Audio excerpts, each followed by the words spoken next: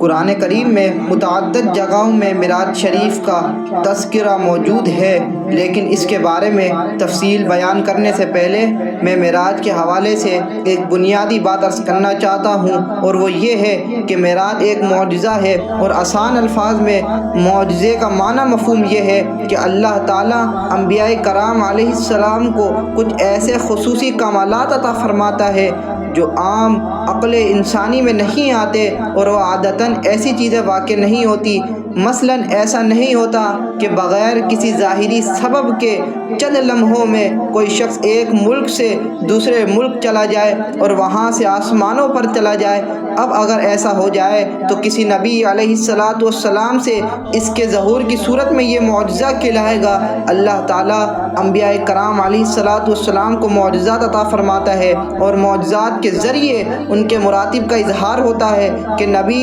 سرور کونین صلی اللہ علیہ وسلم کا اللہ کی بارگاہ میں کتنا بلند مقام ہے۔ قرآن کریم میں بہت سے انبیاء کرام علیہ السلام کے واقعات موجود ہیں جن میں اللہ تعالیٰ کی طرف سے انہیں ملنے والے مختلف معجزات اور فضائل کا ذکر کیا گیا ہے، تو اس ضمن میں معراج کا معجزہ بیان کیا گیا۔ اللہ تعالیٰ نے اپنے حبیب صلی اللہ علیہ وسلم کو معراج کے عظیم معجزے سے مشرف کیوں کیا؟ اس کی متعدد حکمتیں ہیں۔ ایک حکمت تو یہ تھی کہ واقعہ اعلان نبوت کے 11ویں سال حضرت سیدنا خدیجہ الکبریٰ رضی اللہ تعالیٰ عنہا کا وصال کے بعد پیش آیا، اور ان کے وصال سے چند دن پہلے ہی حضور اکرم صلی اللہ علیہ وسلم کے چچا ابو طالب کا انتقال ہوا تھا۔ حضور سرور کونین صلی اللہ علیہ وسلم کو اپنی زوجہ اور چچا کے انتقال کا اس قدر صدمہ ہوا کہ آپ صلی اللہ علیہ وسلم نے اس سال کو عام الحزن غم کا سال قرار دیا۔ اس کے علاوہ دعوت اسلام کی راہ میں کفار کے جانب سے آنے والی تکلیف کی وجہ سے نبی کریم صلی اللہ علیہ وسلم کے قلب اطہر کو شدید صدمہ تھا، اور یہ واضح ہے کہ محبوب کی دل جوئی محب کو مطلوب ہوتی ہے، اور ہمارے آقا قرۃ العین سید الکونین صلی اللہ علیہ وسلم جیسے مخلوق کے محبوب ہے، ایسے ہی خالق کے مقرب و حبیب ہے۔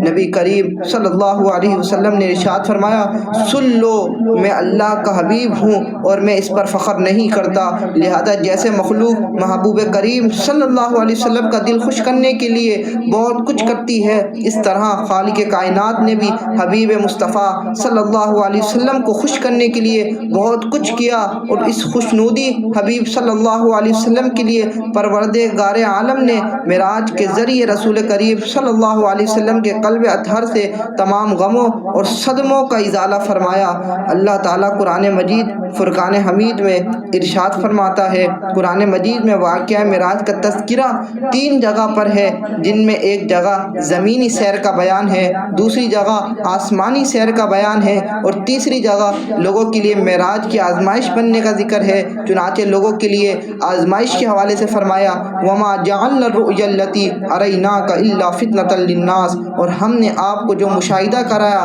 اسے لوگوں کے لیے آزمائش بنایا، اور فرمایا کہ اے حبیب، ہم نے معراج میں آپ کو جو حیرت انگیز مشاہدہ کروایا ہے اس کا ایک مقصد لوگوں کی آزمائش تھی کہ اس کے بعد لوگوں کی حالت کیا ہوتی ہے، کفار اس پر کیسا رد عمل دکھاتے ہیں، اور جو کلمہ پڑھنے والے ہیں وہ کتنا ثابت قدم رہتے ہیں۔ فتنۃ للناس، یہ لوگوں کا امتحان تھا۔ یہاں پر رؤیا کا لفظ ہے، اس کے بارے میں مفسرین نے لکھا ہے کہ اس سے مراد معراج کے مشاہدات ہیں۔ اس مقام پر اختصار سے معراج کا ذکر ہے۔ اللہ تعالیٰ فرماتا ہے، سبحان الذی اسریٰ بعبدہ لیلا من المسجد الحرام الی المسجد الاقصی الذی بارکنا حولہ لنریہ من آیاتنا، پاک ہے وہ ذات جس نے اپنے خاص بندے کو رات کے کچھ حصے میں مسجد حرام سے مسجد اقصی تک سیر کرائی، جس کے ارد گرد ہم نے برکتیں رکھی تاکہ ہم اسے اپنی عظیم نشانیاں دکھائیں۔ انہ هو السمیع البصیر، بے شک وہی سننے والا دیکھنے والا ہے۔ یہ آیت مبارکہ معراج کے بارے میں نص قطعی ہے جو مسجد حرام سے مسجد اقصی تک کی معراج کو صراحت سے بیان کرتی ہے، اور مسجد اقصی سے آگے کی معراج کو اشارتاً بیان کرتی ہے۔ چنانچہ فرمایا، لنریہ من آیاتنا، یعنی اپنی عظیم نشانیاں دکھائی، اور عظیم نشانیوں کا سب سے بڑا حصہ آسمانوں کی سیر ہے۔